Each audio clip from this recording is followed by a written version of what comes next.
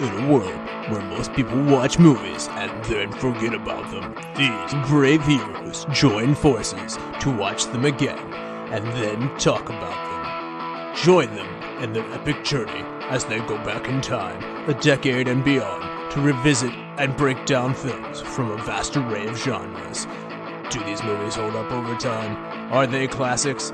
Find out on Retro Movie Roundtable. Starring your hosts, Brian Fry, Chad Robinson, Justin Melbartis, Lizzy Haynes, and Russell Guest. Coming now to headphones in your ears. Welcome, all you lords, ladies, and knights to the Retro Movie Roundtable. Welcome to the show where we watch movies and then talk about them. I'm your host, Russell Guest, and joining me today is my good friend and co-host, Miss Lizzy Haynes from the great state of Kentucky and Louisville. How you doing, Lizzy? I'm doing great. I am excited to talk about some movies. All right. And to join us, we had a first-time guest on with us. That's exciting. Mr. Jake Morrison from right here in Pittsburgh, Pennsylvania. How you doing, sir? Great. Thanks for having me. I work with Jake, so I hear Jake on Skype or I am all day long. So this is just an extension of the same. So he gets a double dose of me today. So I'm sorry for that. But Oscar season is here, and I'm going to ask, what is an acting performance that just really stuck with you, Jake? It has to be Hugh Want's performance in everything, everywhere, all at once. I've heard a lot of really good things about this one, and I need to get around to seeing this one. Yeah, it's a absolutely must-see, my opinion. Really has everything in it. And Lizzy, how about you? What's one of those blew you away acting performances? The first thing that popped in my head was Anthony Hopkins from Silence of the Lambs. I think that his performance, not only did it really stay with me and kind of shake me to my core, it also, I really credit that performance for making me fall in love with psychological thrillers in general and spiking this thirst for understanding psychology. I think that was kind of the my Morpheus red pill, if you will, into this whole new world of psychology. I loved it. Wow. I wrote the same thing down. That's astounding. So there you go. It is. Yeah. I just, you almost forget that it is Anthony Hopkins. He's an amazing actor, but Hannibal takes on a life of its own. It resonated with me so much. All right. And what is the last movie you saw, Jake? Yeah, it was Everything, Everywhere, All at Once. I don't know, like you're saying, Lizzy, it's just one of those movies that you don't see often as far as the structure goes. The character development is kind of where the story takes you. Yep, and there's clearly recency bias in that last question I asked. Lizzy, how about you? What's the last movie you saw? Last movie I saw, this is going to get so much hate from y'all, meaning Russell, Dustin, Brian, and Chad, but I saw Valentine's Day. That's the last movie that I watched. I wanted to be festive, and so I watched it, and you know what? I watched it with the critical eye of the Retro Movie Roundtable, knowing your all's disdain for it, and it's not that bad. It's not great, but it's I will not... actually agree with you. If you listen to the episode, I was unusually kind to it compared to the others. Dustin and others struggled with it mightily, but I maintain it was nowhere near the bottom of my rankings last year. I would watch Valentine's Day 3 times over before approaching Leprechaun again. So, I mean, I would watch Leprechaun probably before I would watch Valentine's Day again, but it really is a once a year on Valentine's Day. It's a nice revisit. Yeah, it's Love Actually at Valentine's Day. So that's right. All right. Now today, Jake, what movie are we going to be covering? Network is from 1976. It has Faye Dunaway, William Holden, Peter Finch, and Robert Duvall, and a slew of other great actors in here. Its budget was only $3.8 million. It grosses $2.7 million domestically, putting it at 19th on the box office. It comes in behind Logan's Run and just ahead of Across the Great Divide. Number 1 movie from 1976 was Rocky. IMDb gives Network an 8.1 The critics of Rotten Tomatoes love this. It's 92%, and the audience score of Rotten Tomatoes give it a 93%, so even higher than the IMDb rating. Academy Awards 4-time winner, Best Actor to Peter Finch, who had died when he received this. Best Actress to Faye Dunaway. Best Supporting Actress to Beatrice Straight. Best Screenplay to Patty Chafsky. So it is nominated for 6 more for Best Picture, Best Director, Best Supporting Actor, Best Cinematography, Best Editing. It is a 4-time Golden Globes winner, nominated for 1 more. Is a BAFTA winner, nominated for 8 other BAFTAs, and a Saturn Award nominee. And AFI distinctions here. 1998, AFI announced that Network was number 64 on the top 100 movies of all time. They revisited again 10 years later, and they gave it number 66, so it pretty much held steady there. And the top 100 movie quotes, it has 2 of them. Sorry, it has one of them. It is, "I'm mad as hell and I'm not going to take this anymore," at number 19 overall. So it was even nominated for the top 100 laughs and nominated for Best Villains with Diana's character. Now, Jake, there's clearly a lot of clout. It took home a lot of hardware and at the time, and it seems to be holding up with its legacy now. Had you seen Network, and what was your background with it? I first saw Network maybe about 12 or so years ago, and it was, obviously Peter Finch's performance as Howard Beale, the kind of techno future that Chayefsky wrote into the screenplay. It's one of those movies that have kind of become more real over time, more true. So it was interesting kind of coming back to the movie, written in the 70s, and kind of seeing what Chayefsky was talking about then, and where we are now with, of course, the 24-hour news cycle and the expansion of social media and all of that. Do you feel like 12 years had changed it coming back to you, looking at it, and obviously you probably studied it a little more closely this time, but was there a change in how you were viewing it? Yeah, absolutely. I think the first time around it was through the lens of Howard Beale and how he was kind of experiencing his role with the network. But this time around, I think what stood out to me more was the dynamic between Max and Diana, and seeing how their relationship, their character dynamic was kind of the story within the story, because of Howard Beale's character and how larger than life he becomes in that narrative of media. That's kind of the top line, I think, to the movie. But this underlying narrative between Max and Diana, I think, was more interesting on the second viewing. Yeah. Now, Lizzy, had you seen Network before? No. So I never even heard of this movie before. I feel like I'm, losing my movie buff card by admitting that I had never even heard of Network before. So I felt like a big dummy when I first started it, because as you just read, Russell, it's a very decorated movie. So I went in with great expectations. Now, the last time that I watched a movie for this podcast where I had not seen it before was Killers, and I never watched a trailer. I just pressed play, and I really enjoyed that process. I did that with Network, and I kind of wish that I would have watched the trailer in retrospect.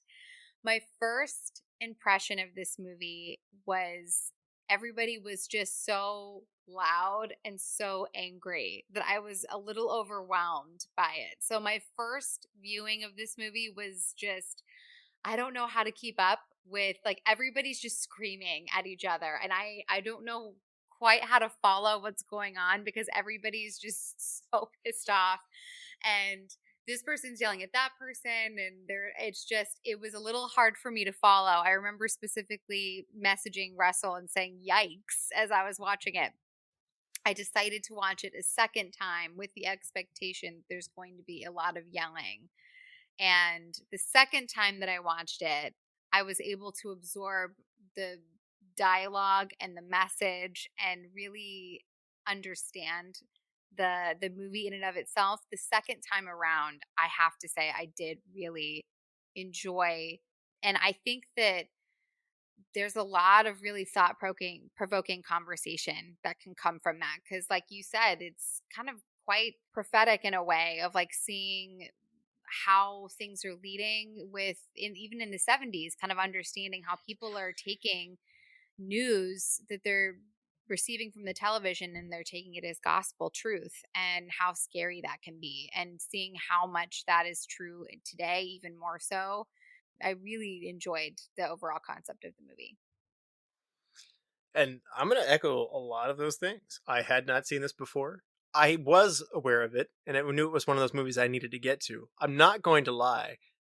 The news is not something I get excited for. I'm not one of those followers of the 24-hour news cycle. In fact, I think I've watched the news less and less as I grow older. I feel like other people give me my news enough. It's like other people were the filter where they're like, "Hey, did you see that?" And I'm like, "Does it sound interesting?" So, and then you're like, you gauge, okay, well, maybe I'll look up a news story for that. But I actually rely on other people around me to filter the news for me to see if it's significant enough. But so no, I wasn't that drawn to this movie initially. Similar to broadcast news last year when we covered that.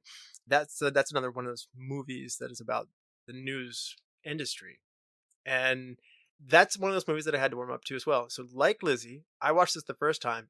My first thoughts are, this is pretty funny. Like, this is not what I was expecting. I was expecting a hard-hitting drama with like people getting emotionally invested and stuff like that. And you do have some of that, but I did not expect this to go as dark as it did. Because about halfway through, you're like, well, this isn't a joke anymore. And it got heavy. It got really heavy. And then obviously, yes. As the movie got heavier and heavier, I started to be put off by it. And I was like, what did I, like kind of Lizzy said, what did I just watch? It wasn't so much the yelling for me, but it was just like how I was like, we started here and we finished here. And I don't know how I can reconcile all that. So Yeah. It's good. We actually ended up delaying our recording. What it did was it gave me enough time to watch it incomplete. Not just because when I take notes, I pause and it chops it up for the second time. Usually I watch it first just to watch it. Then I study it. So it gave me another time to actually sit down and watch it in full. And I have to say, more than any other movie I think we've covered, certainly in recent history, I think this was helped by additional viewings so that you can chew on those concepts there. And it does help to know that it's going to get dark. It does help, in Lizzy's case, to know that there's going to be screaming.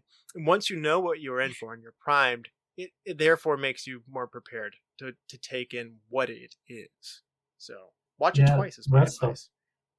Yeah, and I want to take that last point that you made of like how you were sitting there and you're thinking like, this is kind of a joke, and then all of a sudden it got very serious. I think Howard Beale experienced that same thing, right? Whenever he's sitting in front of Arthur Jensen in that boardroom across the table, and he's, that 5-minute performance by Ned Beatty that got him the Oscar nod, and he kind of realized like, this is a little more serious than he may have realized.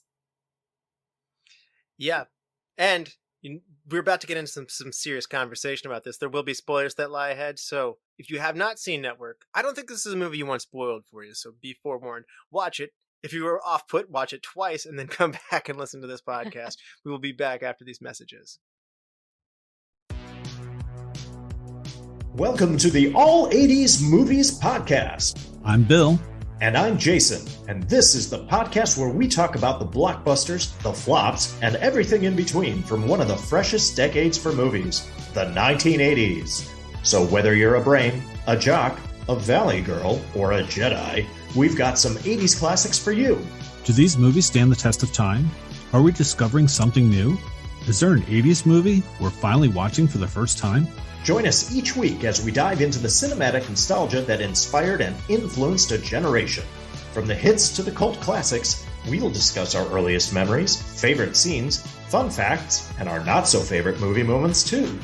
It's the All 80s Movies Podcast, now available on all major streaming platforms. Please subscribe and happy listening.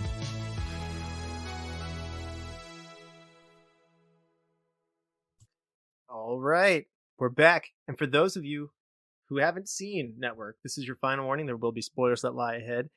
Now, Lizzy, for those who haven't seen Network since 1976, would you like to refresh people's memories? Howard Beale, the longtime anchor of UBS Evening News, has recently learned from his news division president, Max Schumacher, that he's being let go because the ratings are dropping. That night, the two old friends get drunk and lament the politics of their industry and of UBS.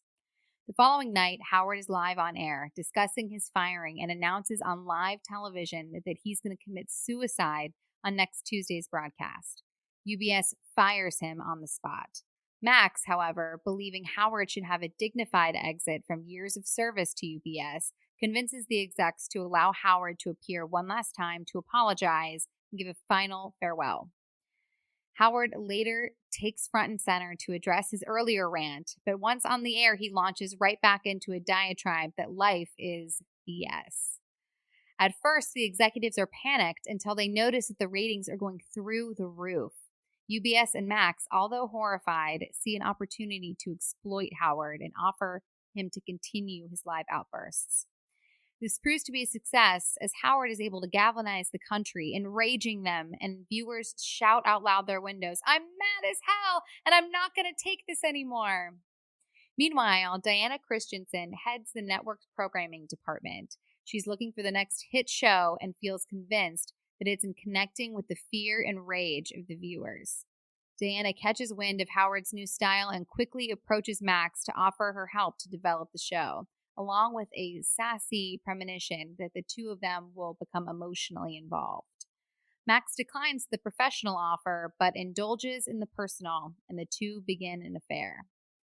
Later, Max's conscience kicks in when he attempts to end Howard's angry man format. But before he can, Diana swoops in and persuades her boss, Frank Hackett, to slot the evening news show under the entertainment division so she can run it. Howard's new show is debuted as The Howard Beale Show, topped billed as the mad prophet of the airwaves, and the show quickly becomes the most highly rated TV program. Howard, now a celebrity, is preaching his angry message in front of a live studio audience that on cue chants his signature catchphrase, "We're mad as hell, and we're not going to take this anymore." Howard soon makes the discovery that Communications Corporation of America, CCA, the conglomerate that owns UBS, will be bought out by an even larger Saudi Arabian conglomerate. Howard is heated by the news and quickly launches in an on-screen tirade against the deal, encouraging viewers to send telegrams to the White House telling them, "I want the CCA deal stopped now." Now, the network is in a state of panic as the angry man prophet yelling at all the hypocrisy in the world works until the angry man turns the spotlight on them. This deal is essential for the financial survival of the network, so the executives try and persuade Howard to abandon the populist message and acknowledge the world is a business, not a world made up of countries and democracies, but one large system with an ebb and flow that funnels through big businesses. Howard obliges, only audiences find his new sermons on the dehumanization of society depressing, and ratings begin to slide, bringing Howard back to square one. Diana and the executives see a dark opportunity to solve their ratings problem and get rid of Howard. They decide to assassinate Howard on air. They are successful and put an end to the Howard Beale Show. The film ends with a narrator stating, "This was the story of Howard Beale, the first known instance of a man who was killed because he had lousy ratings." Wow. So as you can see, even in how you're delivering it, there's a big shift as we go through here. So this is a screenplay by Paddy Chayefsky. And Paddy Chayefsky was one of the big TV writers from the 1950s, and he had become disillusioned with the industry that he was working in. And so much of these great cast members were drawn to it through him. But it's interesting how prophetic Chayefsky's, what he saw that focused him to be able to write this. It's amazing. There was a case in Sarasota, Florida. There was a woman named Christine Chubak who was an anchor woman, and she had like depression and loneliness, and she shot herself on camera, as stunned viewers watched in 74, a little bit before this. Now, Chayefsky didn't say that it was specifically this that influenced him. It's not specifically clear, however, there are parallels to this for sure. that clearly go into here. And it does show you, gosh, TV ratings drive things so much so that news or what's good for people or society or integrity of broadcasting, none of it matters compared to the feast for ratings and what you want. And so it is sobering. It's amazing how much humor there is in this, but at the same time, it's ridiculously sad. It wasn't taken seriously at the time by many people. There was written off by a lot of news people saying like, "Ah, this couldn't happen." But it's really eerie how real it is. That basically everything, short of actually assassinating somebody on screen, it's amazing how much of this has come to fruition, as Jake alluded to. Yeah, I think it's wild to think of how spot on he was, 40 years ago. But I think the one thing that kind of makes me realize that, perhaps he knew is because the general concept of when you are spending your life chasing all the wrong things, it's never enough. And I think that possibly was what he was holding on to, is this idea of seeing glimpses of that during his time in the 70s and then realizing like at this rate, almost speaking to the public as if we're almost a little bit supposed to be Diana, somewhat speaking metaphorically, is this idea of like you chasing this idea to want to connect with fear and rage. And, when those are your driving emotions, nothing will ever satiate that thirst. And I think it's so true. And nothing is more clear than the state of our culture today. I mean, it's just never enough. And there's always something to be angry about, always something to be terrified over. And it's constant because now it's in the palm of our hands. Jake, does this feel almost surreal? Each of us talking here are younger. We were born after this movie was made. So by the time we're getting to it, it's basically already come to fruition. It's hard for us to take a moment, which is why multiple viewings help to put yourself back in that position. But what's it like getting it basically almost after everything's come true? Yeah, I think on the second viewing, I was really seeing the story of relevancy and the struggle to stay relevant and what some people do to be relevant. And I think that's why the relationship between Diana and Max really stuck out to me. Max was somebody towards the end of his career. He saw his longtime friend in Howard Beale lose some sort of humanity that Max was able to hold on to, even though that he made some choices, although conscious, to be unfaithful. And, I felt like his character did know that he was making bad decisions, but he did them anyway. And, you have somebody like Diana who is early in her career. She's a part of a new era. There's only, the ceiling is high for her. She'll do anything to keep moving up the ladder, and losing some of her humanity in the process of that. So the dynamic of relevancy between those two characters, that, maybe Max saw something in her to keep him relevant, but Diana, having seen Max lecture as a student, has some kind of legitimacy that maybe she hasn't attained yet, being so early in her career. What's interesting is their dynamic in the sense that she's so focused on her career and she's great at it, but at the cost of really becoming a shell of a human being. Like she has no conscience, no really driving personal motivation for herself. Like there's that one scene where Max and her are having dinner and Max is like trying to describe what he needs in a relationship, and honestly like what he's just asking for like your kind of basic relational needs, and she's like, I don't know how to do that. And it's really interesting because, kind of again going back to what I was saying earlier, like I just think if your mind's not in the right place, you're just kind of chasing all of the wrong things. She doesn't even really know how to function outside of this world of capturing tragedy for ratings. She doesn't actually know how to be a person. I think one thing that really put me off the first time was there was no one to anchor yourself to root for. So at first you think, all right, I'm down with Howard, as maybe Jake had alluded to. But he's legitimately slipping into insanity. Like, he's losing it. And I think there's a scene where he wakes up and has a premonition view, and you're just like, oh, like, he's a suffering alcoholic. He's depressed. And I think there's a very telling line when Max says he needs help, and you're just putting him on TV and parading him around for exploiting him for his ratings. And I was like, that's pretty sad. It's totally true. So then you're like, well, Max is the voice of reason in this case. But Max ends up in this affair. The first time I watched this, it was just like, I really hated that. I hated watching it. I actually initially, when Diana first came on, I actually kind of liked how, what ambition she had coming up in a man's world. And like, I liked her ambition and I liked her energy, and, she was going to shake it up a little bit. And, this network was on its heels and she had some ideas to make it better, but just where it went, like you said, Lizzy, it's just blind ambition. And when it's blind, then obviously people are getting hurt, and you just get lost in it. And so she obviously throughout the movie becomes more and more villainous, as I think she was nominated for an AFI Top 100 villain. I get that.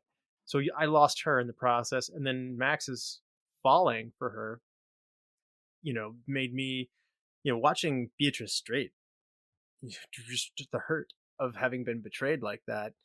It really became hard to come back to Max. And later on, I saw that Max represents the way of doing things before, and the way that the news had integrity. And I'm running my news at a deficit, and that's okay. We lose money, we tell the news. That's what we're here to do. And we're not here to entertain necessarily.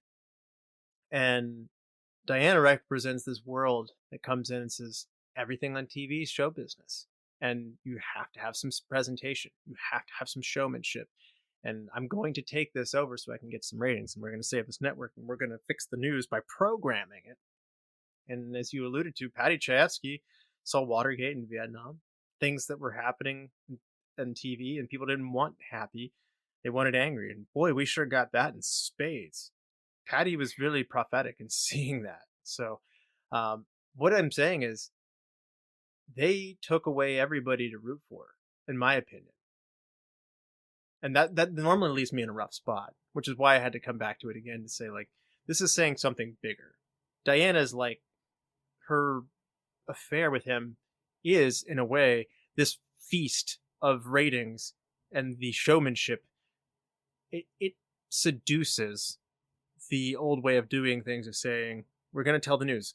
She takes in the integrity of the news world, which is what Max represents, and destroys it in the process. I had a hard time seeing that the first time. I was just taking these as characters, and I had a hard time seeing Max do that. But unfortunately, that destruction of that way of thinking, and her bringing him to his detriment, he loses his family, she's empty. Like, once he goes for her, there's nothing much there. I like that statement, which is why you had to stop and see what those two characters represent. And maybe I'm reading too far into those two things, but that brought me around to it a lot more. And it's not a happy story, but I think what happened in our world of media is not really a happy story. He's not seeing the truth for what it is, right? Like, the truth is that he has a marriage and this woman loves him and is devoted and faithful, and he's leaving for like the razzle dazzle and the sparkly. And that you could almost kind of use that as a metaphor for, if Max really is the news, then kind of going from what is true to what is exciting, and just kind of seeing how that can be destructive. Beatrice Straight needed to join the First Wives Club after this, which you brought to us. Yeah, last she year, sure Lizzy, did. so. She should have. She should have. Diane Keaton would have welcomed her with open arms.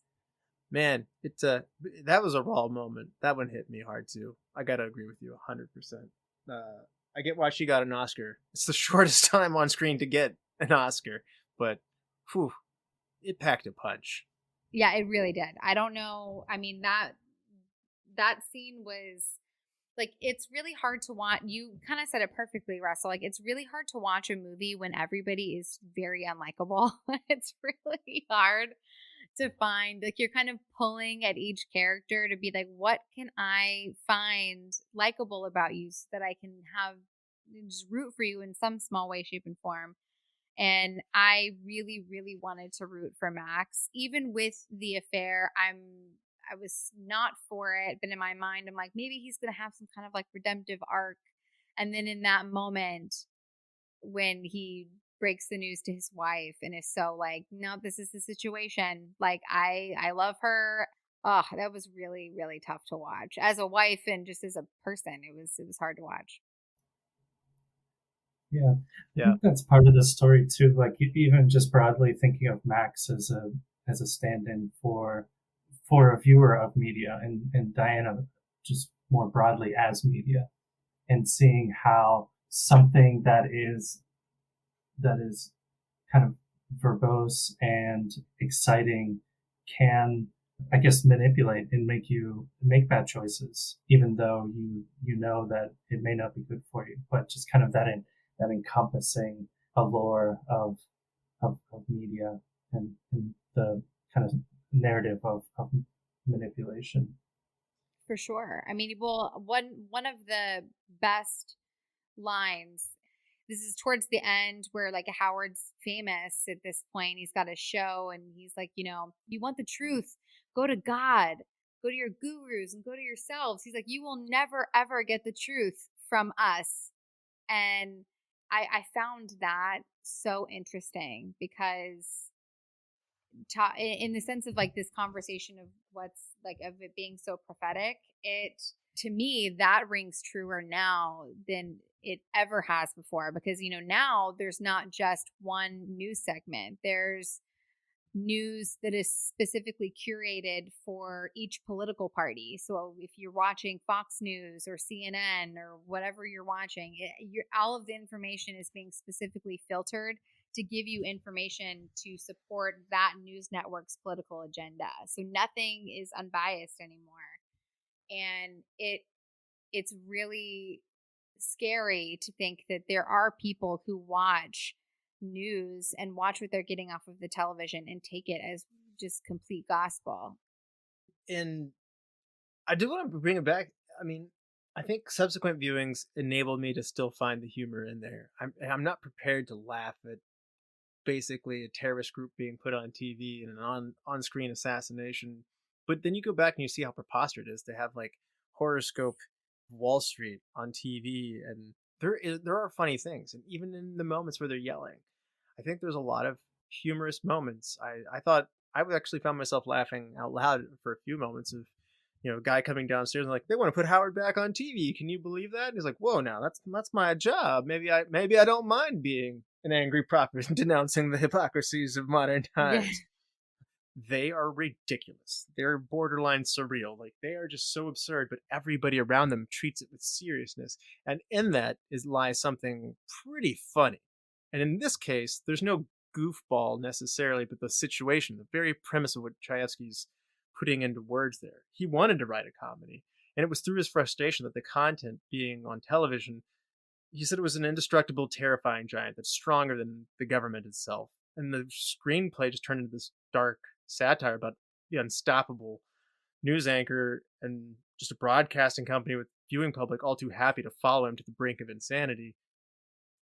I still see the moments of comedy in there, and that is one of the things that draws me to it before I cast it off and say, nobody here's likable. It does so in a way, even in those moments of yelling. Robert Duvall is mean in this, but there's moments where he just talks over somebody. Like, he just says, tell him what the ratings are doing. And as soon as he opens his mouth, he talks immediately over him. Like, there's this caricature that in itself is so large and bombastic. It's funny.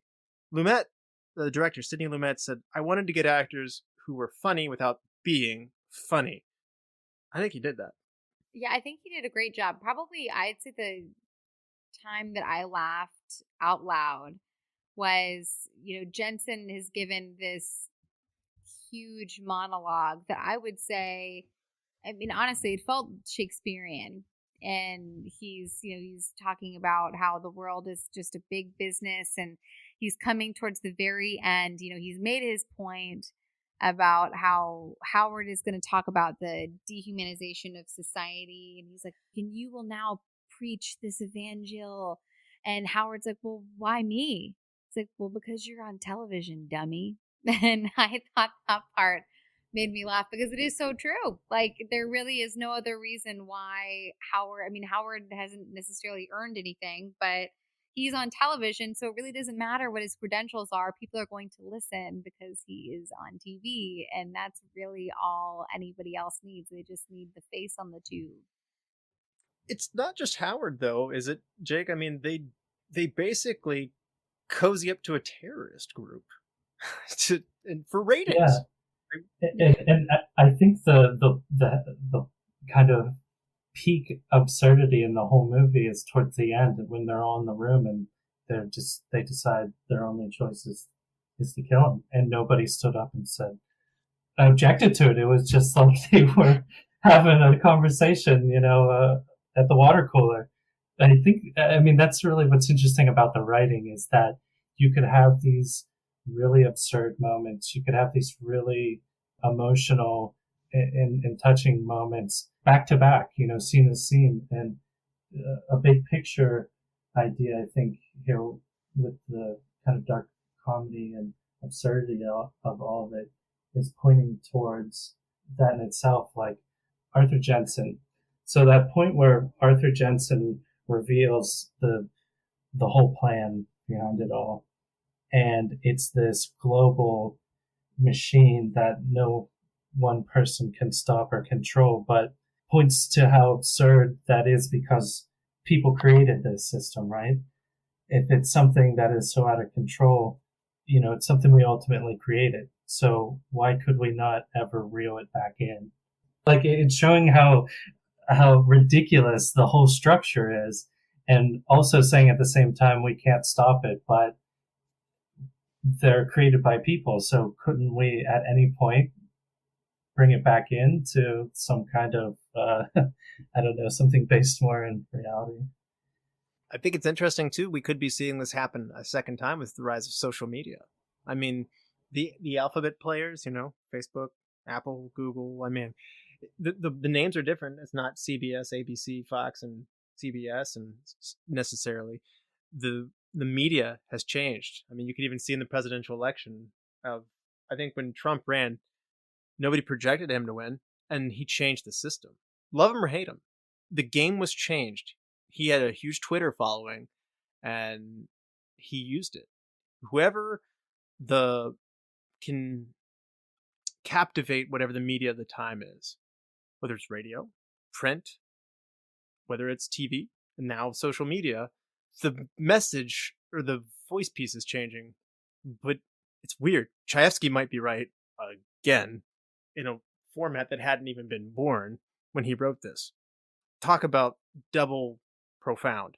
And that's everything now. I mean, even in movies, it's being done now, where you have, you watch any Marvel movie and it's like basically one gigantic Dr. Pepper ad. It's all kind of constantly being done, where one company is feeding into the other, and it's like this, constant funnel. So I can understand what he's saying. There is, I think, some truth to that.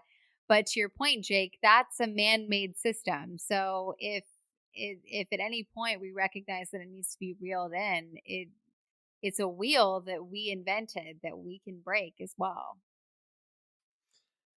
Let's talk about the cast here a little bit. This is a weighty cast. Now, Jake, what are some of the high points in this? I mean, this is a loaded cast. Even some of the minor players are being cast by some pretty big names. Sidney Lumet said in an interview, whenever you pick your list of people who you do want, there's other considerations. It doesn't mean that they didn't consider other people, but when they sit down, they figure out who they want to. Normally, you look down the list and there's third choices and fourth choices. Not in Network. He said they got everybody that they wanted once they sat down and figured out who it was. That's unusual. And he said it shows.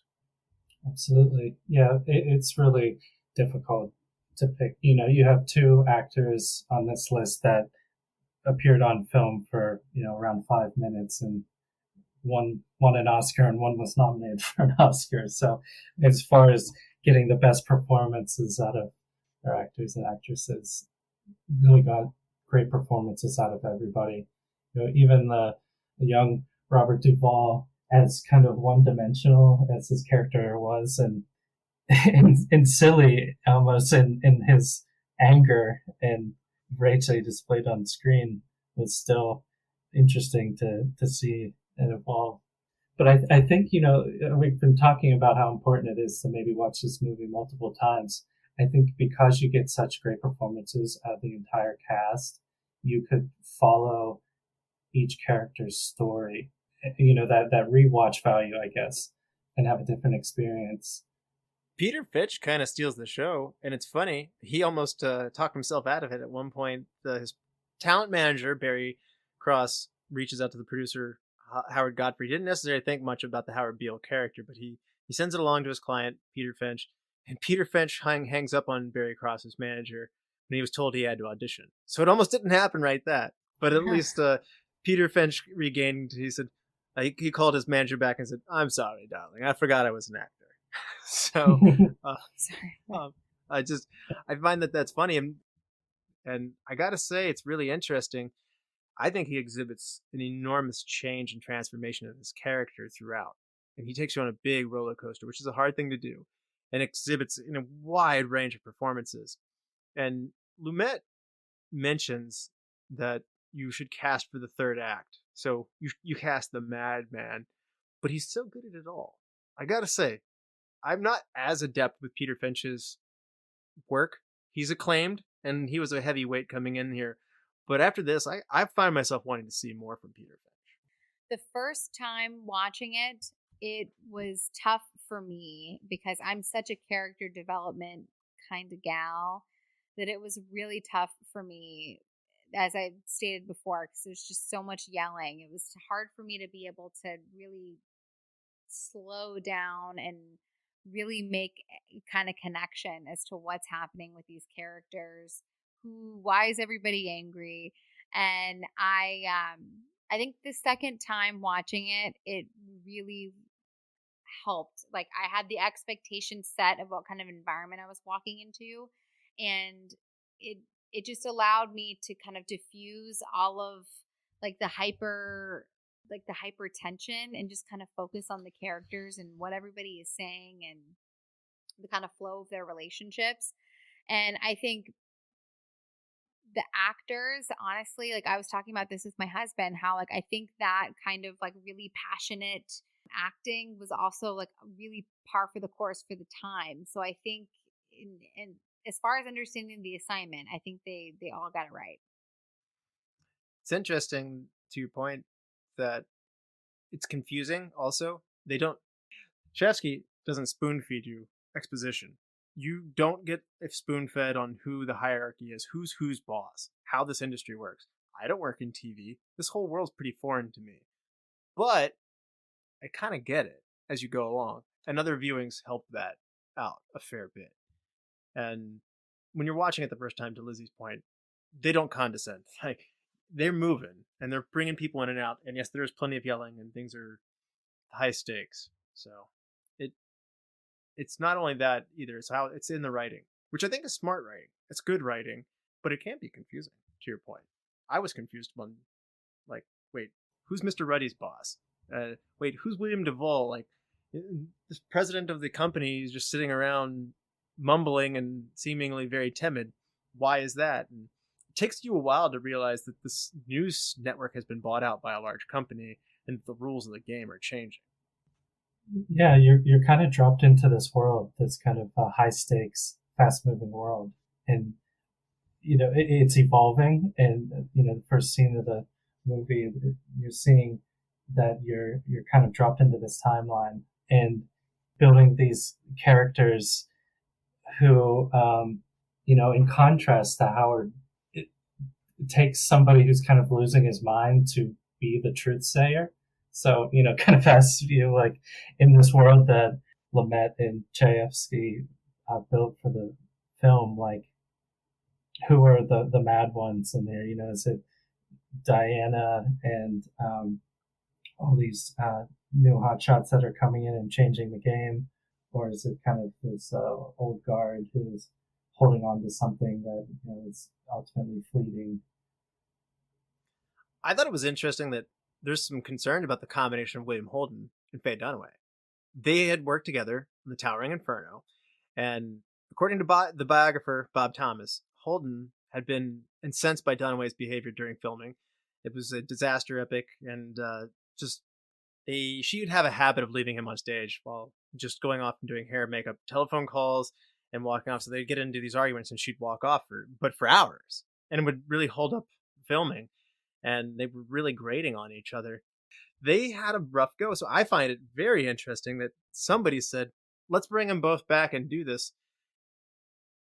I think another sad one is just Peter Finch. I mean, when they shot the I'm mad as hell scene, there's 2 clips in that. And the first clip is from a second take. The first one is from another take. And so there's 2 takes, and they take half and half, and they use a cutaway to do it. But when he did it the second time, he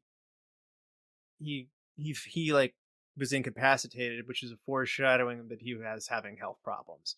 And sure enough, Lumet and Finch, they were going to meet in the lobby, and Finch collapsed and was taken to a hospital, and he was pronounced dead after some time in the ICU. So it's I know it's one of those sad stories of Peter's at the end of his life here, and he's laying an amazing performance down as he's doing it, but so much so that he's incapacitated to do so. None of this shows. I mean, it just seems so seamless.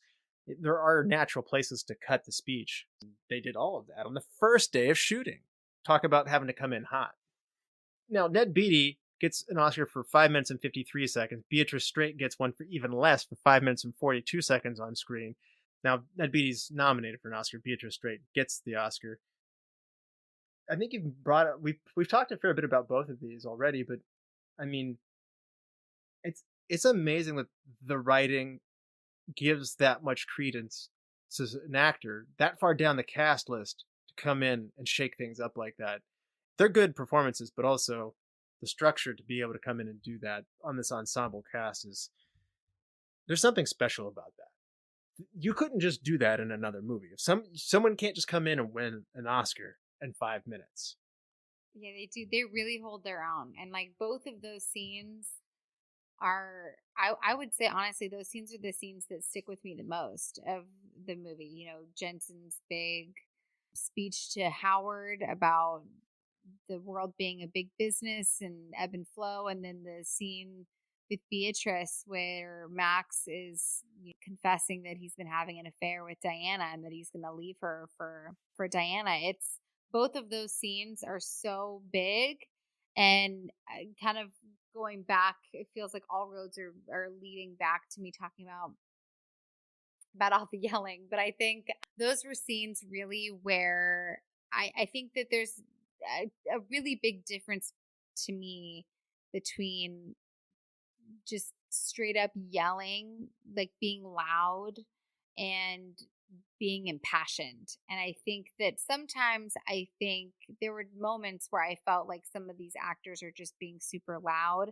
But I think particularly those 2 scenes, it's anger and yelling and raising their voices for the sake of like the passion that they have and in the moment and just being caught up in the moment. And to me, those were hands down the 2 scenes that stuck out to me the most in a good way. And talking about Diana, she's just so cold-blooded. And when Sidney Lumet reached out to Faye Dunaway to do it, he even went to her ahead of time to make sure. And Lumet told her, "You can ask where's her vulnerability. Well, don't ask it. She has none. And if you try to sneak it in, I'll get rid of it in the editing room, so it'll be a wasted effort."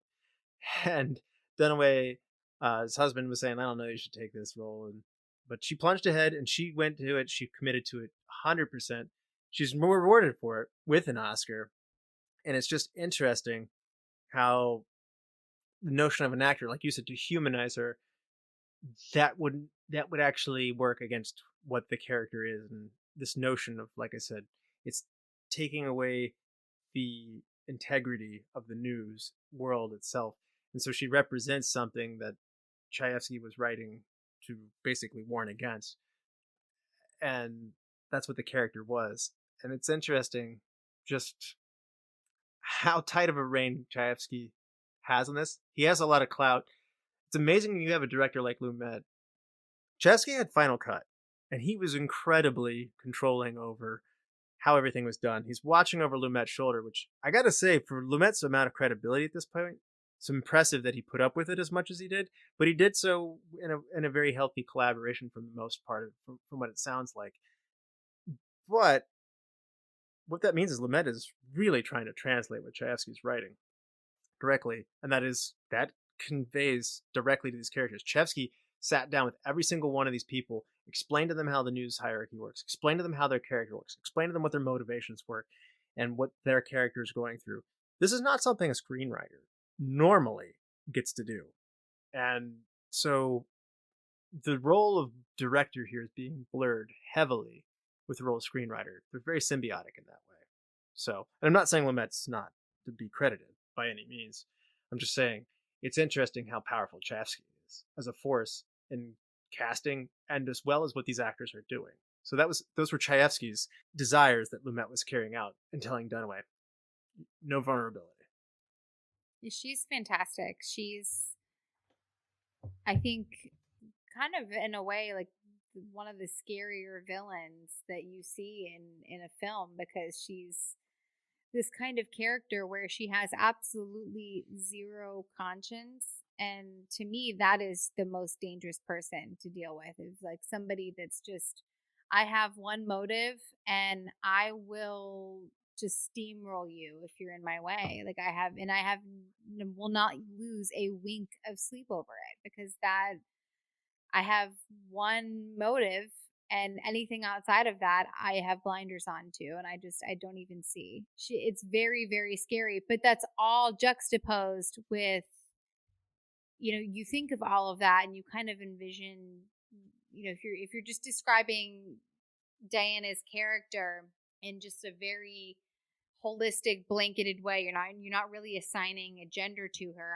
I would almost assume that you're talking about like somebody like Jensen, right? Like just this like big executive man. And I think to have it juxtaposed in the body of this really beautiful seductress, and it's really interesting how they're able to do that, because you find yourself liking her and being drawn to her, and you want her so badly to have this come to Jesus moment of clarity, and she never does. And it's really, she's an interesting one to watch. Yeah, and whenever their relationship, I guess, was starting to form, whenever she came to his office, and I'm thinking to myself, like, I'm not sure if I buy this, or like, what is her angle? Like, what's actually developing here? Yeah. Now, Jake, we've talked about Lumet a little bit here, but where are some of the places that you really appreciate his impact here, and what are the things that you're seeing here that make you really go like, this is well directed? It's interesting. I think maybe this gets into cinematography and atmosphere a little bit, but the only music in this movie is from the news clips, right? As far as how the cinematography, I think, evolves over the movie, Howard Beale, his show changes. We get, it's really, really leaning on what the actors are saying and what they're saying to each other and how they're reacting to each other. Looking back, I had watched 12 Angry Men not long before revisiting this movie, and that's a movie that takes place with a bunch of characters in a room, and it's all such dialogue. A good movie. Yeah, such a good movie. We covered that one 2 years ago, and please go back and check that episode out, because it's amazing. Go on, Jake. Absolutely, yeah. And of course, Dog Day Afternoon, another great Lumet film that is a love story that you didn't know about until maybe the second third of the movie, in just how to write convincing people. Even in this movie, there's these people feel like caricatures, but there's real kind of emotions, whether it be like pure rage or coming from Duvall's character, or and other interactions with characters. It's just it's being able to write good dialogue and interactions. I think is really what stands out. A lot of that comes from Chayefsky. I mean, not only does he get an award here for best screenplay writer, but he's the only one to get it on his own for 3. So the other 2 awards that he got were for Marty in 1955 and The Hospital in 1971. So he's highly decorated. So everybody wants to work with him to bring that in. But I gotta say, to your point though, Jake, Lumet, we covered both the ones that you mentioned, Dog Day Afternoon and 12 Angry Men. And something that he did there that I thought was cool, 12 Angry Men is his first movie, but he does it here much later in his career, and apparently this is a method that he takes. He took all the actors, he took 2 weeks of acting at the Hotel Diplomat in Times Square, no cameras, and it's like a stage play of dry runs. Chayefsky attended all of it with his vision intact. Lumet made a speech about what he wanted to do early on, like kind of a big vision piece, and then there's a table reading where they sit around a table and they would read the script to each other. And then Lumet would make location images and share those with people, like to get a feel for what they were about to go into before they would actually go on site. And they would then come in and scale tape down on the floor plans. I know it's architect talk right now, but they would make all the rooms and the furniture. They had props readily available, and they would make the scenes, and they would take these dry runs, and they would prepare to do this. Now, Lumet said when other actors come in, they say, I don't know, you're going to kill the spontaneity here. And they're terrified because if they haven't worked on stage. But the truth is, he said, it's the opposite. They know exactly what they're doing. They know where they are in the character. They know that they feel safe with him as a director, and they come to get through this. They're so prepared that in the moment, if a plane goes by, they can choose to incorporate or activate it. But they are so in the moment of the situation, they're more secure. And if anything, it actually helps the spontaneity. And to go through that repetition, it gives you that kind of a moment as an actor to say, aha, I've got this sort of inkling about what's going on inside the character. It gives you more chance to respond and wear those shoes in the moment than to come in cold and to say, I'm going to have the spontaneity and discover it as an actor. It's really the opposite. I mean, talking about Anthony Hopkins earlier, he came in and didn't want to meet anybody, and he wanted to get everybody's response to him in the moment. But Lumet's the opposite. He wanted to get everybody well-oiled like a machine. It pays dividends because he moves pretty quickly through production. He also doesn't make people do it 900 times either, like Stanley Kubrick would do. It's rare that he goes over 4 shots, the actors would say. And William Holden actually said, after a long career of acting, this is the thing that kind of made him feel like a real actor. And it's just amazing. He did this with each of these movies that you mentioned. It's just something that Sidney Lumet does. I have to admit, it's a very compelling way of making a movie because the character development in all 3 of these movies that you've mentioned is amazingly good. When watching this movie the second time, it really felt like I was watching a play. And I really appreciated that in the sense that, Jake, you mentioned before, like there's no music and there's no kind of, it's almost kind of funny just given the subject matter. There's no like big sparkly bright lights or anything that's super distracting. Like you're really just kind of focusing on the story and on the characters and on the dialogue more than anything else. And so I really appreciate that even the characters' monologues are one ongoing scene where there's no kind of cut being called in between. And so I really enjoy his style in the sense that I imagine that he had a vision of wanting to create something that felt very Shakespearean in a way, and given the subject matter of it being kind of this tragic, dark comedy. and bringing it to the screen in a very theatrical way. And it definitely resonated with me on the second watch. One of the things I want to talk about here is the environments are not very rich. I didn't feel like this was...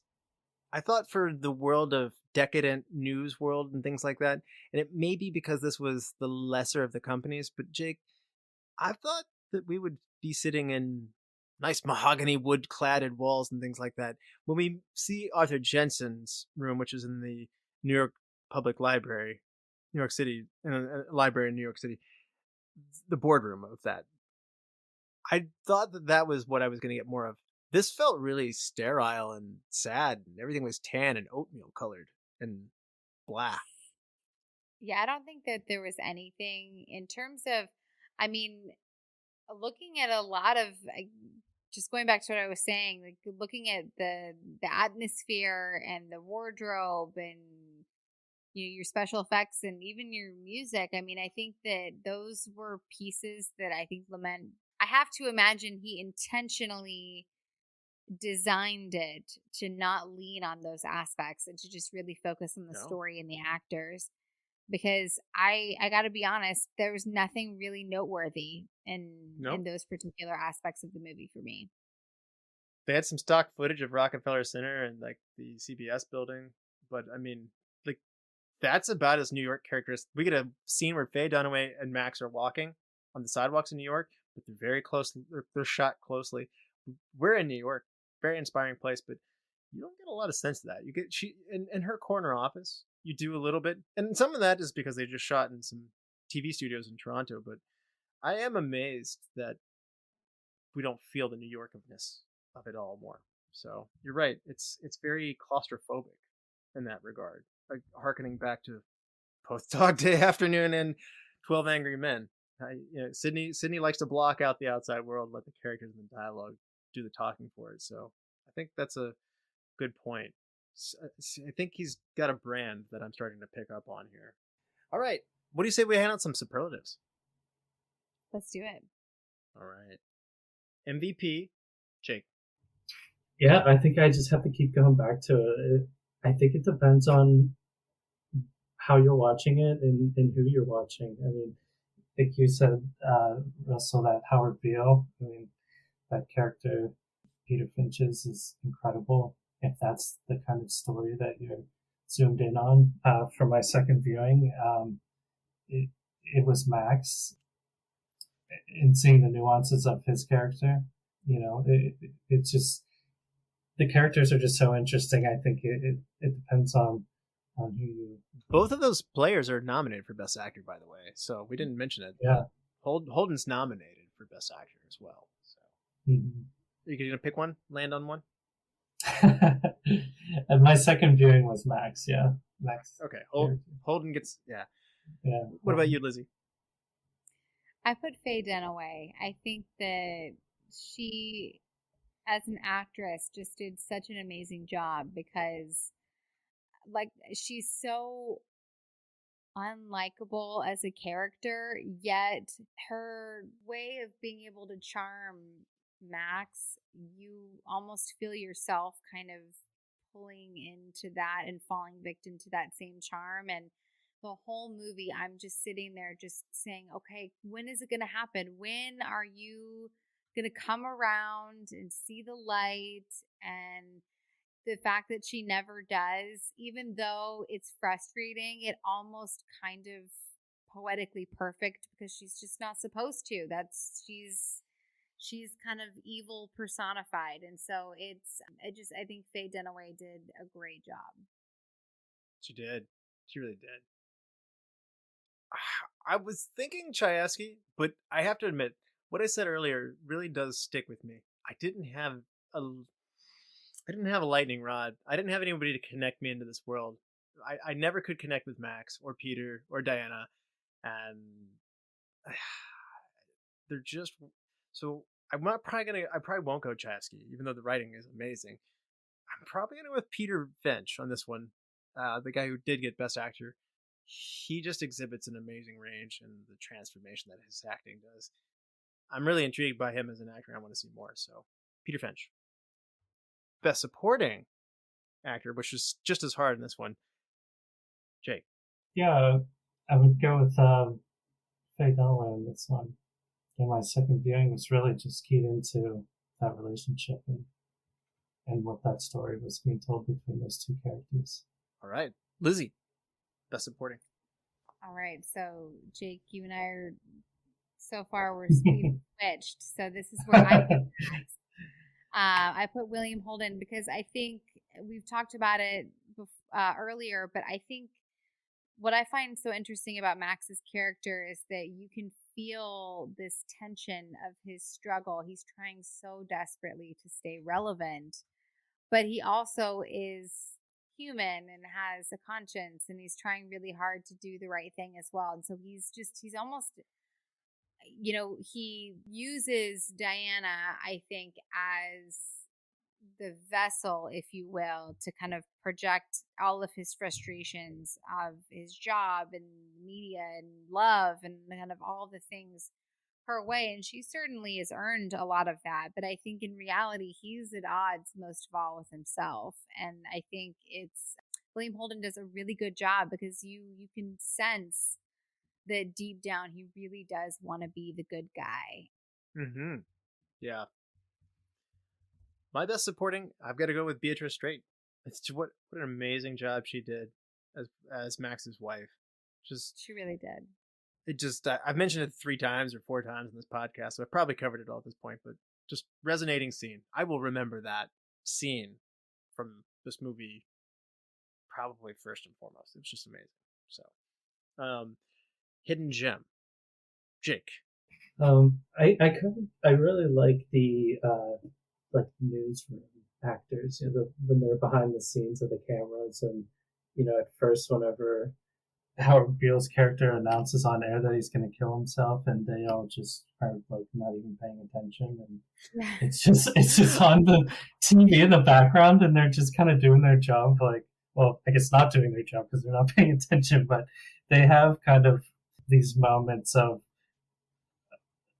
reaction to what Howard Beale is doing on air, as his kind of character evolves into what it becomes. That it's interesting. That was one of those laugh out loud moments when they're in the booth and he's going, "What the f is he doing?" And he reads into speaks into the microphone, "What the f is he doing?" And then the guy on the floor, with the headphones on, "Howard, they want to know what the f is going on with you." Yeah, I just thought that was so funny. Yeah. Oh. All right, Lizzy, hidden gem. I put the actress, I hope I pronounced her name correctly, Conchata Ferrell. She plays the role of Barbara, and yes, I love her. She's in 2.5 Men, Mr. Deeds, and a lot more as just that kind of funny comedic relief. And she has such a recognizable face, but more importantly, she has an extraordinarily recognizable voice. So the second she opened her mouth, I was like, oh my gosh, look how young she is. She's like a little baby on the screen. And so I'd never seen her in anything probably earlier than 2002 or 3. So it was a treat to get to see her in her younger years. Her voice does it in too. She changes so much as she gets older, but her voice is just yes, that's Berta. Yeah. I thought it was so funny too when Faye Dunaway is like, "Did you read my memo?" And they all just sit there and go and Jake will laugh at this. I'm not always the best at keeping up with my email. So whenever someone works "Didn't you read the email?" I'm like, I have that feeling so often. So I was like, aha, yes. People have been not reading the memos for decades now. That makes me feel better. So my hidden gem is going to be the discussion that comes from this. I have to admit, I don't think without having studied this, I don't think without having talked about this and prepared for this, I don't think I could have come to the appreciation for it that I have had. So if I had just watched it one time and put it down, I would probably be walking around saying this movie's overrated. But I've enjoyed it, not because the movie's totally enjoyable and it's highly rewatchable and I want to do it again. It's because I've really enjoyed this conversation. I've enjoyed studying this. And so I guess my hidden gem is just the conversation that kind of comes out of this. Recast. Jake, if you had to recast somebody and put somebody else in their place, who's it going to be? I don't know. That's a tough one. I know almost everybody gets a nomination. Yeah, that's all great performances. Yeah, I don't know. I think maybe the only character I wasn't totally convinced or on board with was maybe Robert Duvall's character, and his anger, and it seemed very kind of silly and childish at times. But I think maybe that was the intention of his character. Yeah. So it's hard to pick. He goes big. He goes big in Apocalypse Now too, when we covered that. But I think that he represents that corporate pressure to yield profit. To his job is to get profit / viewers, and so Diana speaks his language, and so he wants to come in and run things his way. And so I think he's supposed to be hostile. I think Max's world is being turned upside down, and obviously he's behind. He's even more behind it than Diana is. Diana's just the one that's like the instrument of destruction. He's happy to wield it. So, Lizzy, who's your recast? So I think I would replace Peter Finch. Now, to be fair, I'm only doing this because I have to. I wouldn't actually replace Peter Finch. But in terms of kind of playing around with who would be fun to replace him, he was the first person that I thought of, mainly because, Howard Beale's character is somebody that is galvanized the nation, and he's descending into madness, but yet he's still got this likability to him where he's, you feel a little sorry for him. You want to see him come out on top. And so I really wanted to think about who of the time was somebody that I think that you just consistently root for. And I came up with James Stewart. I feel like he does a pretty good job of, I think he could really get dramatic with the monologues, like, I'm mad as hell and I'm not going to take it anymore. I think he could get there, but I think he could also maintain a small sense of humility that Peter Finch also had, that is just enough to really get you to want him to finish first.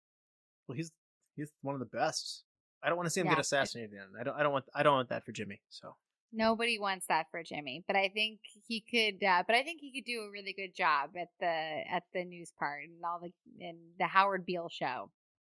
You know who I felt in this movie got lost in everybody else's awesomeness is William Prince, the guy who plays Edward Ruddy. So this is Max's boss before he has a heart attack and Robert Duvall gets full control of everything. I felt like he gets lost, and he has hierarchy and he holds the presence fine, but what if Kirk Douglas did that job? Maybe an overcast, but he could be pretty awesome. No, I think that'd be a really fun cameo. And he'd be a 60 too, by the way. So like he's the right age for it. So now, best shot, Jake. Yeah, I mean, it has to be Jensen's speech. That really sets the tone for the last act of the movie. Of course, the performance got him an Oscar nomination. And the kind of limitations that they were put on the shot as well. They weren't allowed to hang any lights. They weren't allowed to use any smoke or create any atmosphere. So, they got creative with this down low shot, but pulled real far away down the table. And like Lizzy, you're saying, it creates like an actor on stage. You're watching this kind of Shakespearean performance and kind of forcing the actor to project himself all the way across this table towards Peter Finch. I think that's the best shot for me. That's mine too. And those lamps, the way that has that forced perspective, it makes it seem so powerful. It's almost like entering in the Emerald Palace in Oz and like having this big head yell at you. Only it's Ned Beatty at the other end of it. So it's a powerful scene, and it just makes Peter feel so small in that moment, which is what you're supposed to feel. So that's mine too, by the way.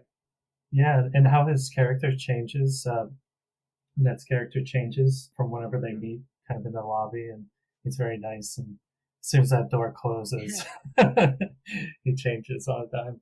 And Lizzy, what's your best shot? Owen Roisman gets best cinematographer for the Oscars this year, so it's a movie of good shots. What's your top shot?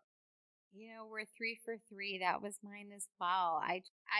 Jake, I think you took the words right out of my mouth. It was like just the long table, that down shot, and then him being sandwiched in between the rows of lamps. It was so perfectly dramatic. It's like he's giving a sermon almost. It was this very powerful scene. I got to give a nod to the I'm Mad as Hell broadcast as well. The emotion that comes from Peter Finch in this is amazing.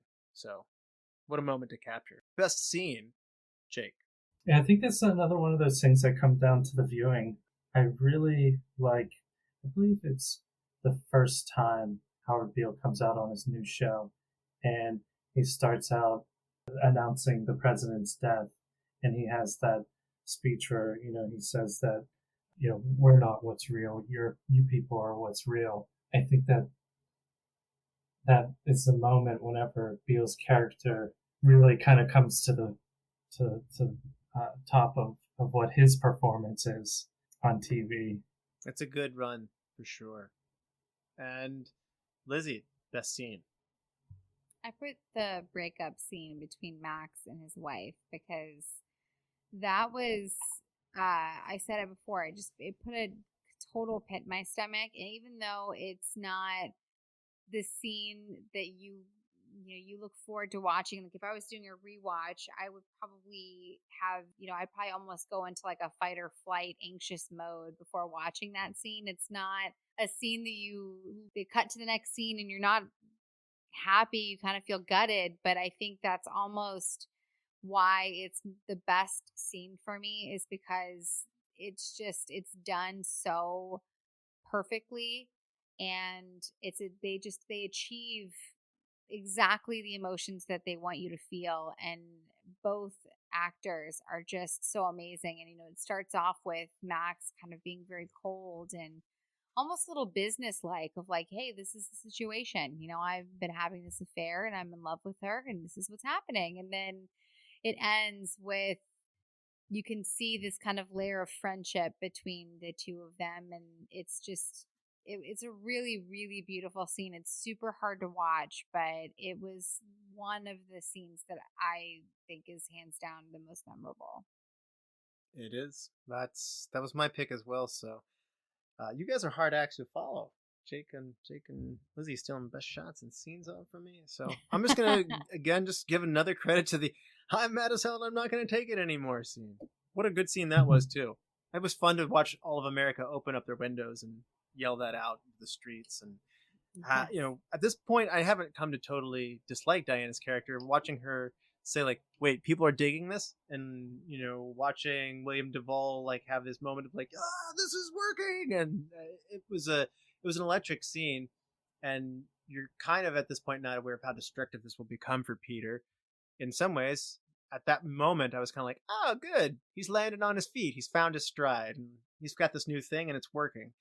And it doesn't feel that way upon following views, but it is such an energetic scene. So I'm gonna give some very close second place to that one, but Lizzy took mine. Best wardrobe or makeup moment. It's deliciously 70s here, peak 70s, if you will. I think nothing. We got all the earth tones to choose from here. You've got which shade of brown is doing it for you, Jake? Yeah. Yeah, I mean, it's hard to say. I mean, we're talking about Lumet style, and it's really nothing to take away from the characters' interactions. I don't know. Right. It's hard to say. It like I don't. In that scene that you, in your favorite scene, I thought it was interesting that they switched Peter to having a almost minister type look.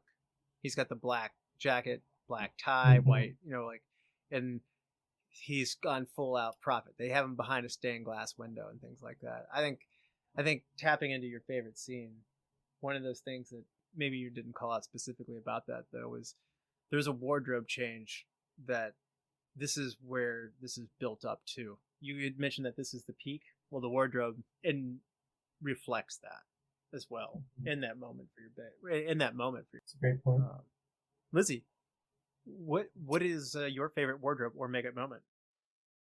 I actually put Diana's hair. I love that 70s look of like that feathery hair where it's just nice and fluffy. I think that hair personally works in any decade, but particularly in the 70s, it hits.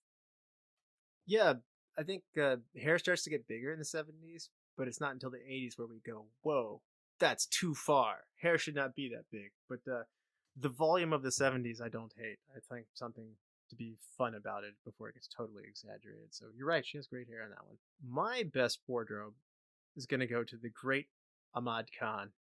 He just says so, as a terrorist, radical, revolutionary leader, boy, this guy is so good. He's got this fuzzy, tall black hat. He's got a chain. He's got the long beard, army green coat. And sure enough, he's in like some bunker somewhere eating chicken when she comes in. I'm going to make you a TV star. What the F are you talking about? Like, he's not on screen much, but what a big, bombastic character. And the wardrobe that they give him just makes you remember him to me. So, and shout out to Howard walking into a TV studio in like pajamas, wet and like crazed, and the guys in the elevator room are just not even paying attention. I work in a TV building. I see a lot of weird stuff, man. So, and he just walks right on set into live TV, wet out of the torrential rain, out of his bed. That was so funny. Yeah, I thought about that too, because there's I don't know if it's a callback or not, but 12 Angry Men and what the rain does. That's this moment whenever Beale's character is kind of fully broken down, and we see the rain and him walking in, and he's in his pajamas, just covered in water, but he has a story that he needs to get out, and that's all that matters. Change one thing, Jake. For me, I think it was maybe the last 10 or 15 minutes of the film. I know that there was some struggle for Chayefsky of how to pull the story together at the end, because he built this world that there's this multinational corporations controlling everything, and then how do you kind of end such a big story or big idea that it felt a little hurried at the end there, as far as how they deal with the information that was revealed in the boardroom scene and what they do with Beale. Maybe I would like to see an extra 15 minutes for that to play out. Okay, yeah. And Lizzy, change one thing. So this probably isn't going to come as much as a surprise, but I would actually tone down with respect to some of the yelling scenes. I would take away all of the times that they take the Lord's name in vain in the movie. I'm a Christian, so there's that whole element where I don't particularly love that. But more importantly, I think that I found it really distracting when every other word is some type of blasphemy, F-bomb. where I'm just like, I'm starting to not really, and now I feel like I forget why you're actually angry, because you're not really talking, you're just screaming. I think, the scenes, particularly, I would say when that happened the most was between executives.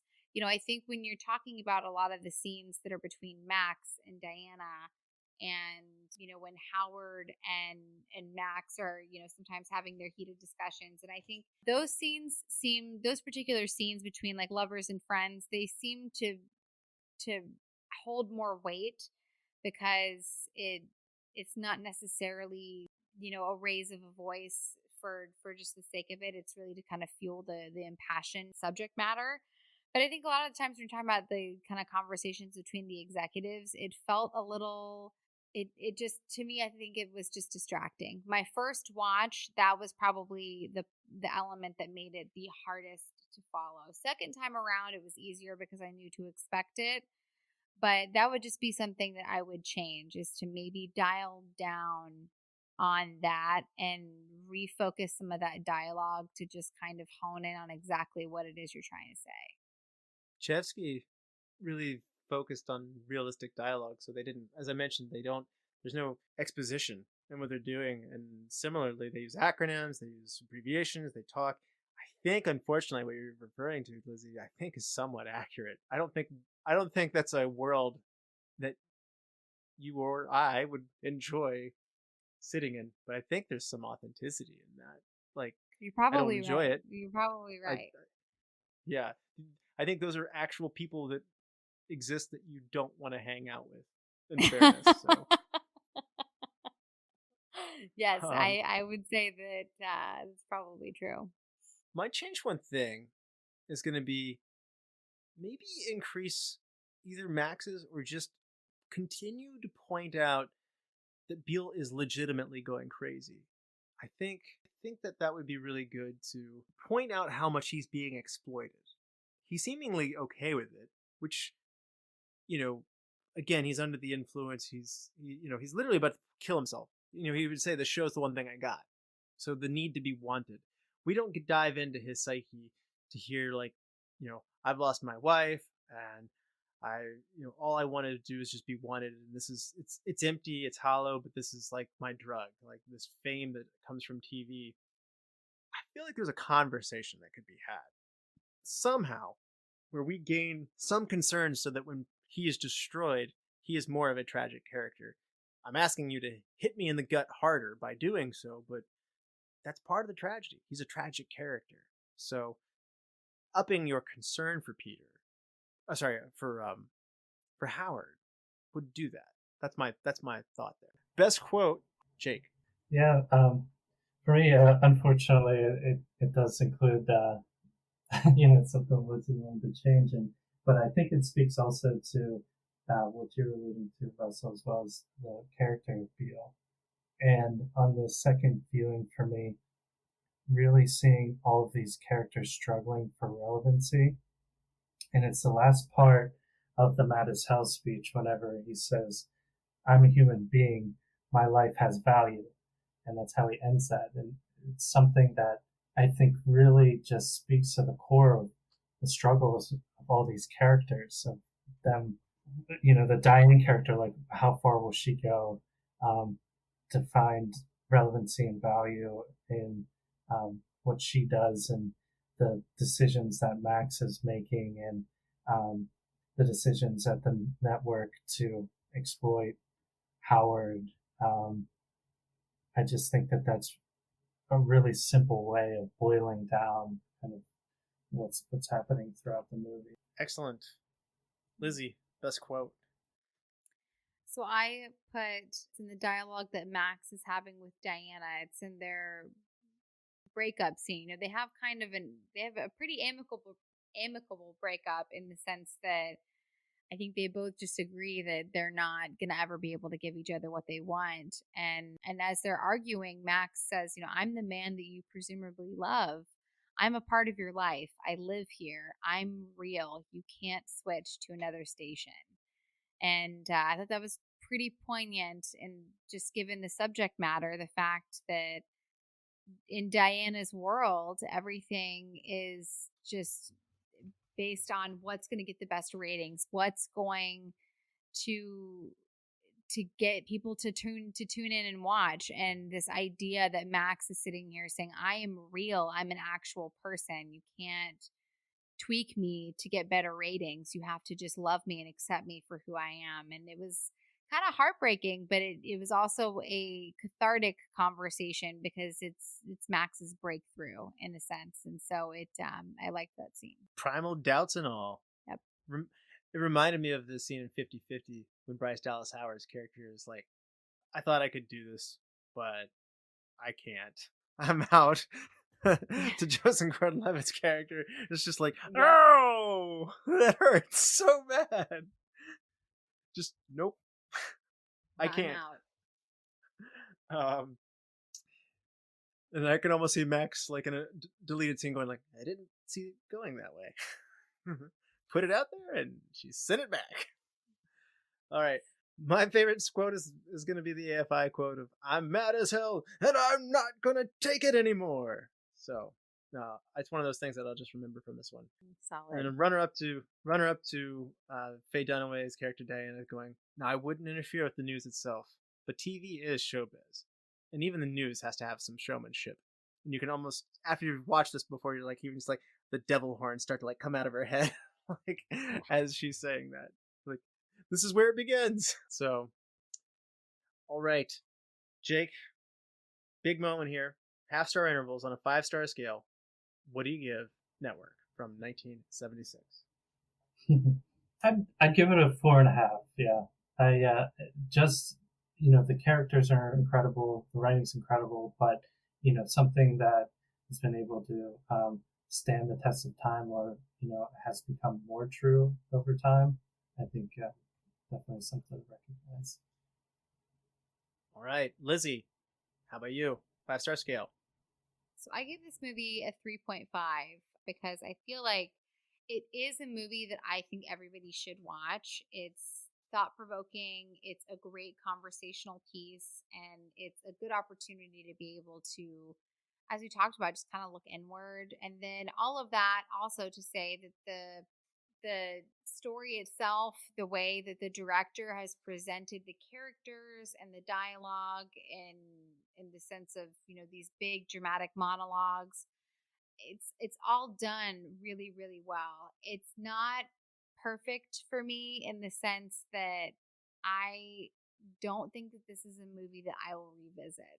I think that it's kind of a one and done for me, or I guess in this case it was a 2 and done because I watched it twice. But I think I would recommend this to people because, again, I think it's important to have it in your repertoire of movies that you've watched. But this is not I can just turn this on kind of whenever and maybe rewatch every year kind of a movie. This is watch it, let it digest, and then probably move on kind of movie for me. That's a fair statement. Yeah. And I'm going to go 4 stars, but as a conversational piece, I think it is a 5-star movie. Like what you were talking about, it's important. It's very insightful. It's well made. It seems to check a lot of these boxes for 5 stars. But I think what's holding it back for me, why I personally will give it a 4 stars, is what you said. The rewatchability. I'm not going to sit there and go to everybody's like, "You haven't seen Network? Hold the phone. Let's go get it right now and let's watch it." To me, that's like what a 5-star movie talks about, of like, it's important that you see this, man, versus, oh yeah, that's a great movie. And I get why it's on the AFI at 66 as top 100 movies of all time. I'm glad I watched it. But I think just personal enjoyment, not having that anchor to be able to say, I love this person in it, or I relate to that character. As I said to Lizzy, this is not a world I want to inhabit. I don't want to work at UBS with these people, so it's a little bit hard to be in this world. So, and that's why I get stalled out at 4. I think I'll admit it was a lot of fun to study and talk about, though. So I think as a conversational piece, it's a 5, because there are many movies that I love that you can't talk about and have such a rich conversation about as we did. So, weird way of putting it, I guess. All right. Lizzy, do you want to help me pick a movie for next time? Yes, let's do it. Our Oscar season is going to continue with 3 more Oscar-nominated movies. Option 1, Magnolia from 1999. An epic mosaic of interrelated characters in search of love, forgiveness, and meaning in the San Fernando Valley. Option 2, The Wrestler from 2008. A fated professional wrestler must retire, but finds his quest for new life outside of a ring a dispiriting struggle. Option 3, Mulholland Drive from 2001. After a car wreck on the winding Mulholland Drive renders a woman an amnesiac, she and a perky Hollywood hopeful search for clueless answers across the Los Angeles in a twisting venture beyond the dreams and reality. Okay, Lizzy, so I have to admit, I've never seen The Wrestler, so I think let's do that one. It'll be a good excuse for me to give it a watch.